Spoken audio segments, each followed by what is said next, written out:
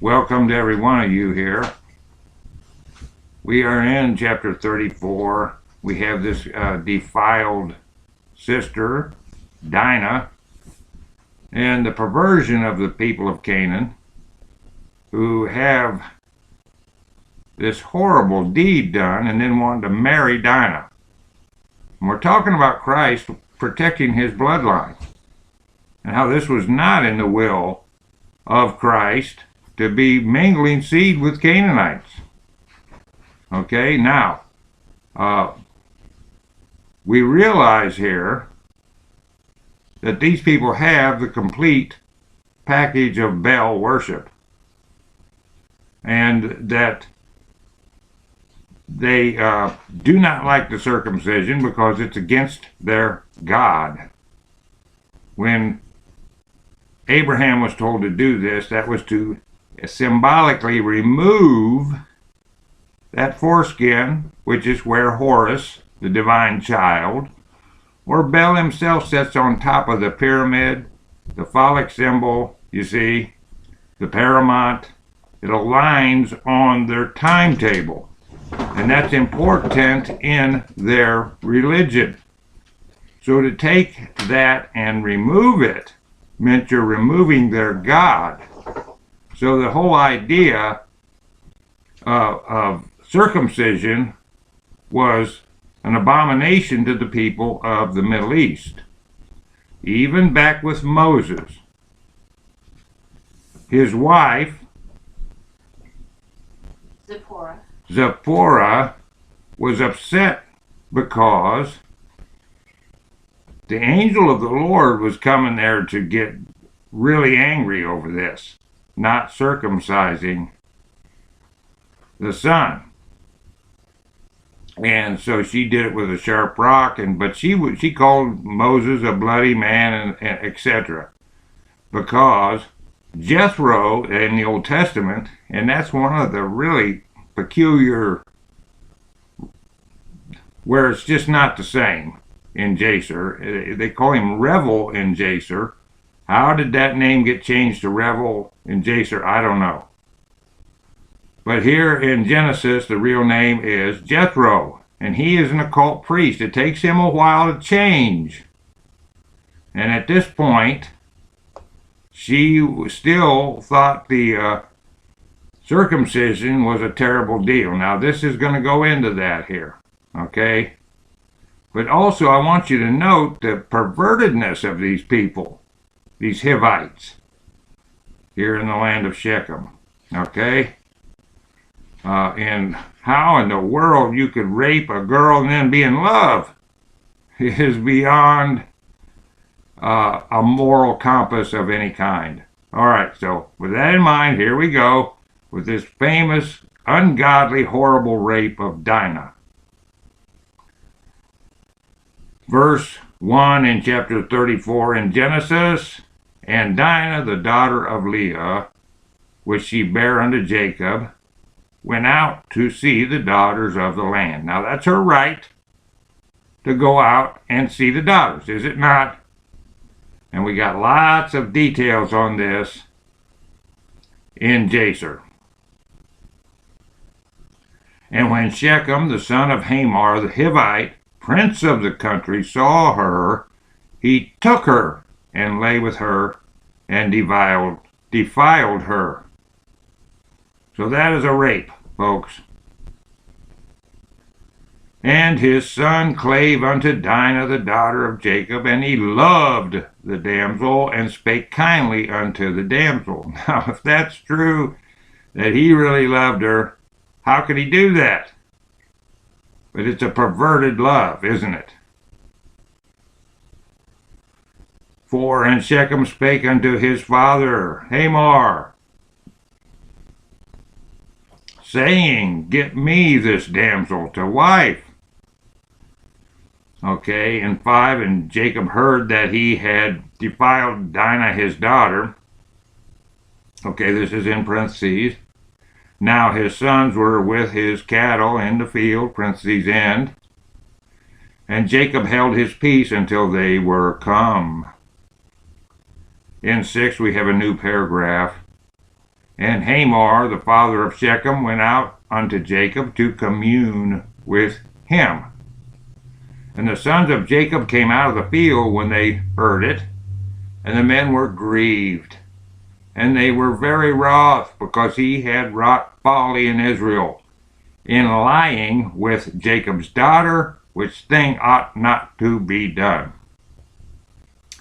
And again, whenever there's a breaking of God's law, like an adulterer affair, like gay marriage, like a rape of any kind, there is pain and sorrow and anger on all sides. Okay? And here is a big point. Here is a big point of that happening. So they have their mixed emotions. They're grieved and they're angry. 8. And Hamor communed with them, saying, The soul of my son Shechem longeth for your daughter. I pray you give her him to wife. And make ye marriages with us, and give your daughters unto us, and take our daughters unto you. And ye shall dwell with us, and the land shall be before you. Dwell and trade you therein, and get you possessions therein. 11. And Shechem said unto her father and unto her brethren, Let me find grace in your eyes, and what ye shall say unto me I will give. Ask me never so much dowry and gift, and I will give it according as ye shall say unto me, but give me the damsel to wife. And the sons of Jacob answered Shechem and Hamor his father deceitfully, and said, because he had defiled Dinah their sister. Okay, so they're answering back with deceit. And what's not here written so far is the deceit that was in the heart of Shechem and Hamor. And that doesn't come out in Jacer until over this circumcision, which to these people is against their god Bel. The occult god, the satanic god, sits on top of the phallic symbol with these people. That's where the sun, the moon, the stars line up with their heavenly bodies, you see. And those are their gods. It represents their gods. And when you remove that foreskin, then you have defiled their God. Okay? So that's why Moses' wife was so upset, because she still had not rejected totally the Canaanite religion. So it rubbed her completely wrong. About got him killed by the angel. And she did the circumcision with the sharp rock, and was very nasty in her statement about it. Okay, and so here we go with this circumcision part here. In 14, and they said unto them, We cannot do this thing to give our sister to one that is uncircumcised, for that were a reproach unto us. Now, what's missing here is the conspiracy that Jacob's sons have over this. They know exactly what they're doing here, and they have a plan that the Shechemites are not going to enjoy. It is a plan of war.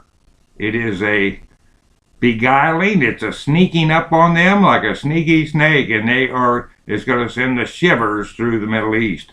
The kings are going to hear what happens here with two sons that put the hurt on them all. All right? And this is going to rattle the cage of the Canaanites. That's the other aspect to it. This is famous here throughout Canaan over this. 15 it says, "But in this will we consent unto you, if ye will be as we be, that every male of you be circumcised, then will we give our daughters unto you, and we will take your daughters to us, and we will dwell with you, and we will become one people," and that is against what God has planned. So there was no way God was going to allow this to happen. 17, it says, "But if ye will not hearken unto us to be circumcised, then will we take our daughter, and we will be gone." Period. And the words pleased Hamor and Shechem, Hamor's son. All right. Now, there's people here that are within the Canaanites, within the Shechemites here, that do not like this because of their mythology.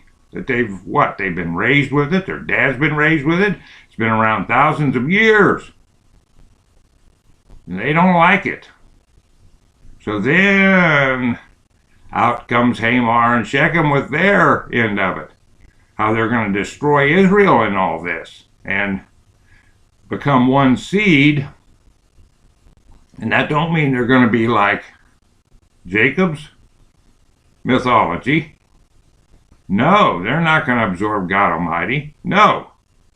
They have it in mind, like when the priests of Baal took Christianity in there with Constantine and created the fake Christian church. What happened? Well, when you mix evil with good, evil wins. Evil wins, folks. One bad apple spoils the whole bunch. So they're planning on absorbing these people and stamping them out, letting them whittle away, up in smoke go the sons of Jacob. That's the conspiracy. That's the plan that is in Jacer that is not here. Okay, but in 18, their words pleased Hamor and Shechem, Hamor's son. And the young man deferred not to do this thing, because he had delight in Jacob's daughter, and he was more honorable than all the house of his father. How about that? That doesn't speak very well of the house of his father, does it?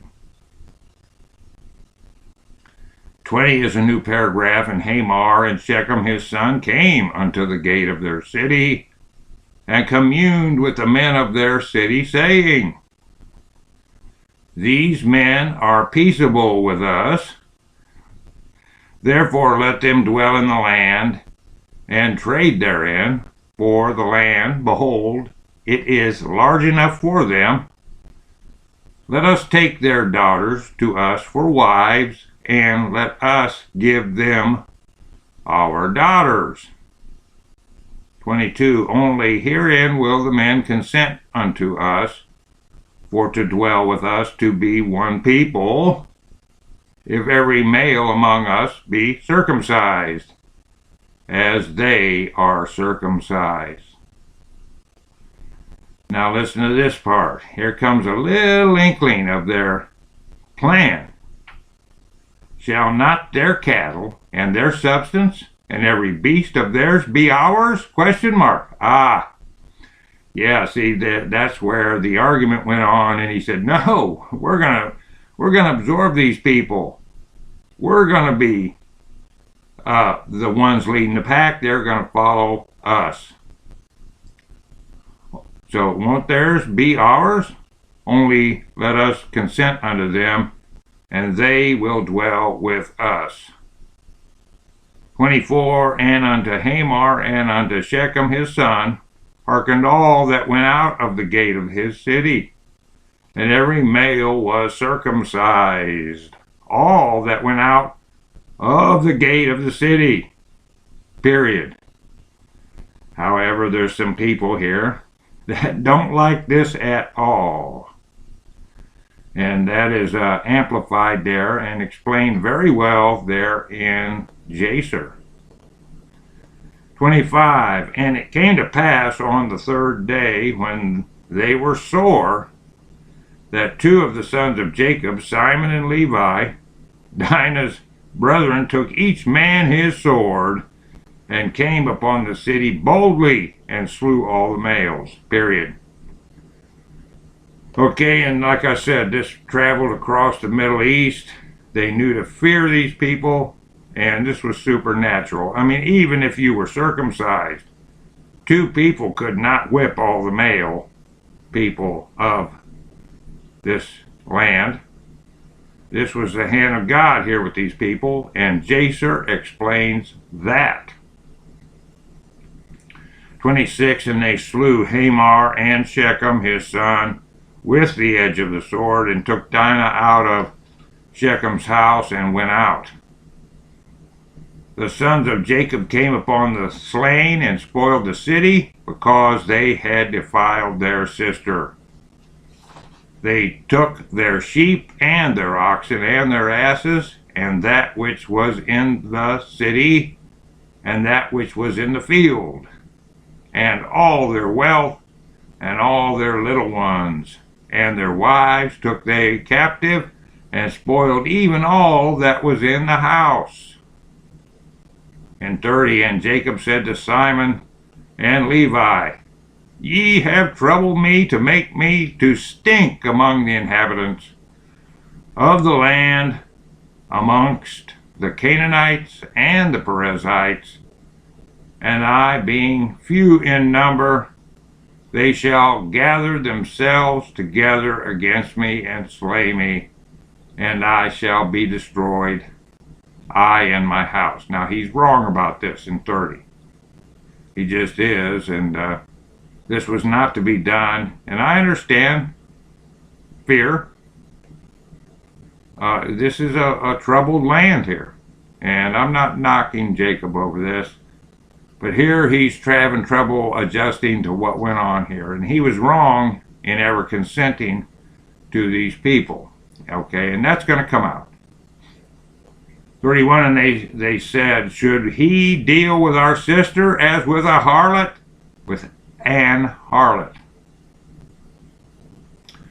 Okay, now we're going to just go on here.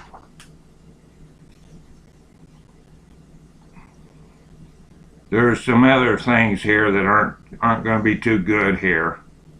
It has to do with Bilhah.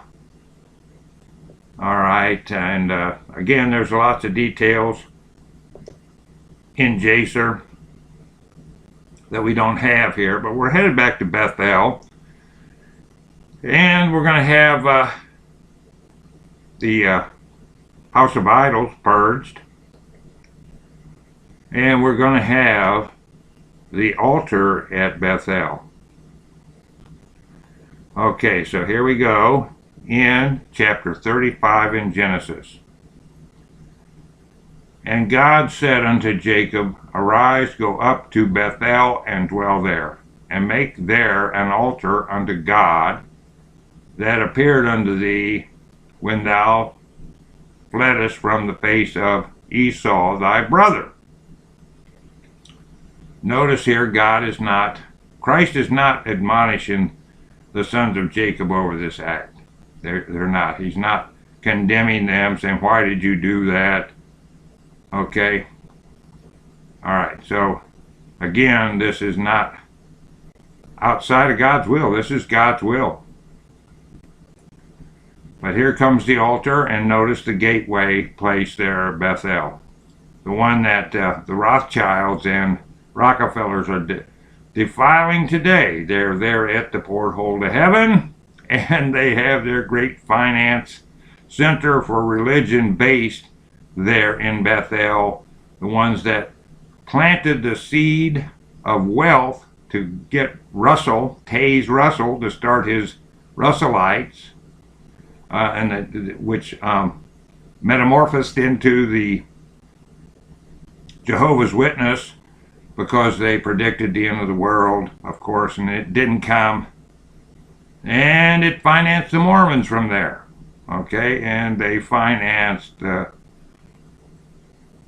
all the World Council of Churches, and they're intermingled with what's going on today. They just are, because they took over the religions of the world in order to smash them into each other to create the new religion for the satanic man, the 666 man. And so there's a big portion of this Bethel stuff that goes right to today.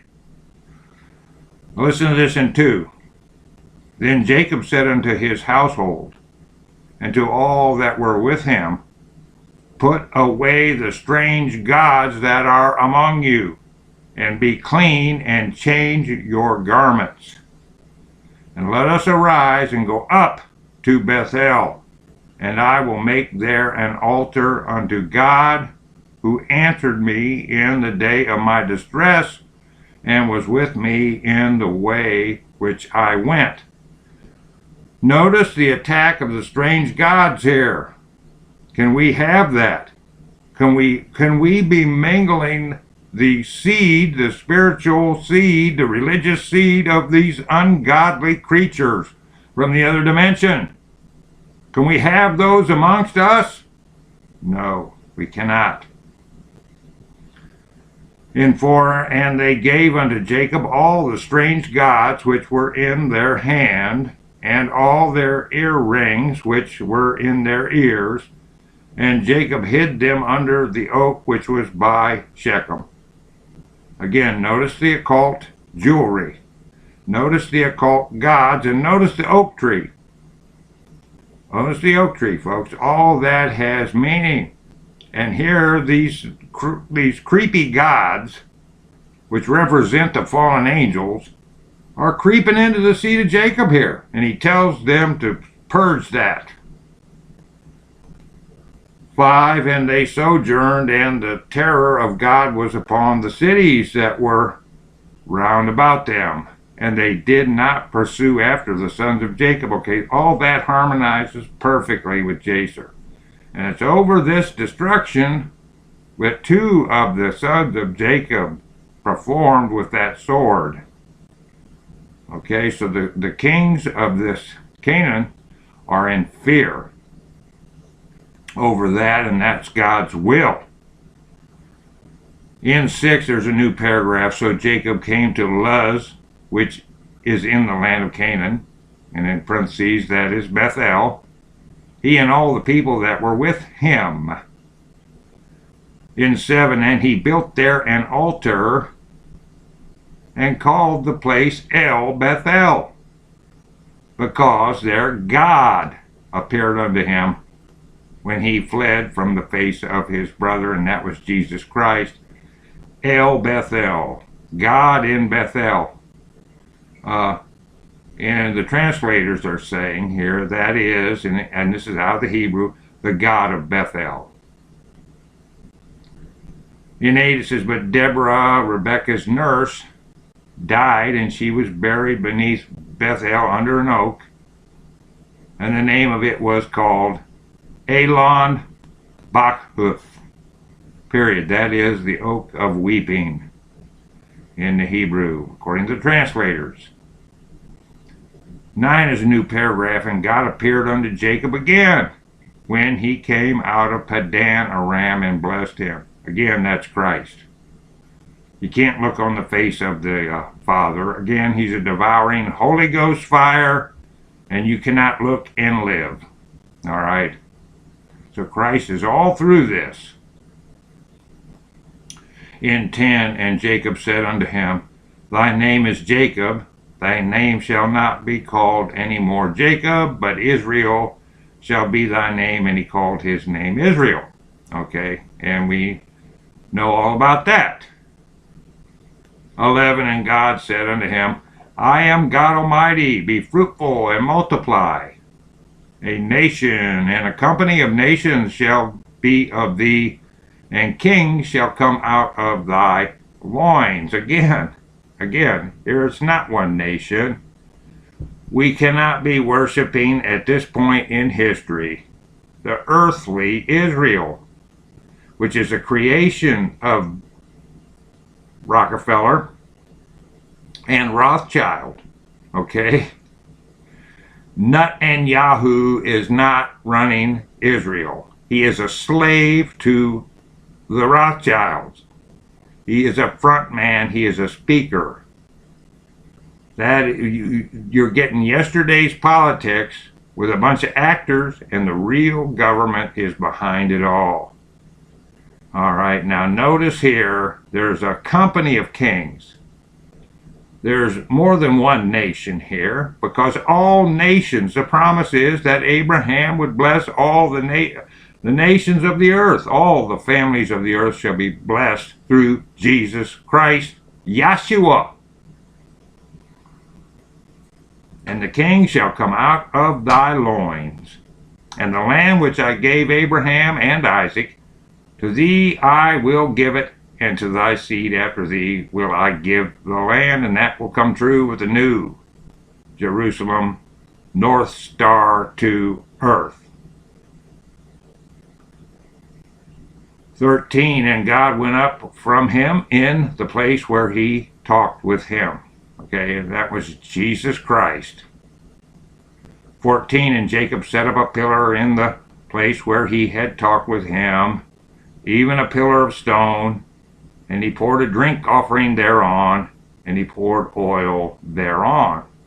Okay, and that's one of the reasons why the great Satanists of the world mock God by having their center for religious finances there in Bethel. Okay, in 15, and Jacob called the name of the place where God spake with him Bethel. 16 is a new paragraph, and they journeyed from Bethel, and there was but a little way to come to Ephrath. And Rachel travailed, and she had hard labor. And it came to pass, when she was in hard labor, that the midwife said unto her, Fear not, with a capital F, thou shalt have this son also. And it came to pass, as her soul was in departing, for she died, in parentheses end, that she called his name Ben-Oni, because his father called him Benjamin. You see, in 18 it says, and it came to pass, as her soul was in departing, so she was on her deathbed, in parentheses, for she died, that she called his name, and this is Ben-Oni, but his father called him Benjamin. Okay, and Ben-Oni in the Hebrew, according to translators, the son of my sorrow. And then the other name, Benjamin, the son of the right hand. 19, and Rachel died and was buried in the way to Ephrath, which is Bethlehem. How about that? Interesting. Fascinating, folks. Bethlehem. 20, and Jacob set a pillar upon her grave. That is the pillar of Rachel's grave unto this day. New paragraph in 21, and Israel journeyed and spread his tent beyond the tower of Edar. And it came to pass, when Israel dwelt in that land, that Reuben went, now get this, and it came to pass, when Israel dwelt in that land, that Reuben went and lay with Bilhah his father's concubine. And Israel heard it. Now the sons of Jacob were 12, okay? And there's more to this in Jacer. It was a terrible thing. He got reprimanded over this, lost his position, okay? And this is brought up there in the prophecies here at the end of Genesis, as Jacob sets up there and prophesies. Okay, this was a terrible act here. 23, and the sons of Leah, Reuben, Jacob's firstborn, and Simon, and Levi, and Judah, and Issachar and Zebulun. The sons of Rachel, Joseph and Benjamin. And the sons of Bilhah, Rachel's handmaid, Dan and Naphtali. 26. And the sons of Zilpah, Leah's handmaid, Gad and Asher. These are the sons of Jacob, which were born to him in Paddan Aram. Okay? And I want you to note here, Dan is not there. He loses his position. He loses it and quits being numbered there in Jaser. And he loses it there at the New Jerusalem. He is not in the 12 gates. The 12 pearls around the New Jerusalem temple, he is not there. Dan loses his position. Again, you can be written out. Don't let anybody tell you, like John Calvin did, that once saved, always saved, go ahead and sin. That just does not work. It is not biblical. And John Calvin was a occultist, folks, a Satanist. 27. And Jacob came unto Isaac his father, unto Mamre, unto the city of Arbeth, or Arba, which is Hebron in parentheses, where Abraham and Isaac sojourned. 28. And the days of Isaac were 180 years. And Isaac gave up the ghost and died, and was gathered unto his people, being old and full of days. And his sons Esau and Jacob buried him, period. And there's a big conflict there with Esau. Okay, they go from pining away to fighting. And that's in Jaser again. The details that we don't have here. But it certainly harmonizes and gives us the authenticity of our Old Testament, folks. All right, now we're going to put this up, and as we get into 36, we're going to have Esau's 3 wives, and Mount Seir and his sons, and the dukes that came out of his loins. And that's all prophecy fulfilled. God said he would do that with Esau, and he did do that. Even though Esau has the Canaanite religion here, God still fulfills his prophecies no matter what. And that's what God does, despite these shortcomings of the seed of Esau. That's what he does.